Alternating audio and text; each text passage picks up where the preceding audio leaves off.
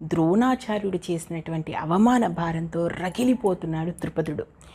ఎలా అయినా సరే నాకు ద్రోణాచార్యులను చంపేటువంటి కొడుకు కావాలి, అదేవిధంగా అర్జునుని మెప్పించేటువంటి కూతురు కావాలి.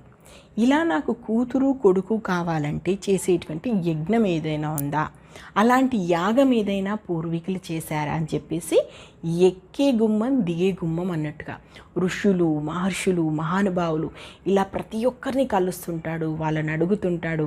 అతనికి తిండి సహించదు, నిద్ర పట్టదు, ప్రతీకారంతో రగిలిపోతూ ఉంటాడు ద్రుపదుడు.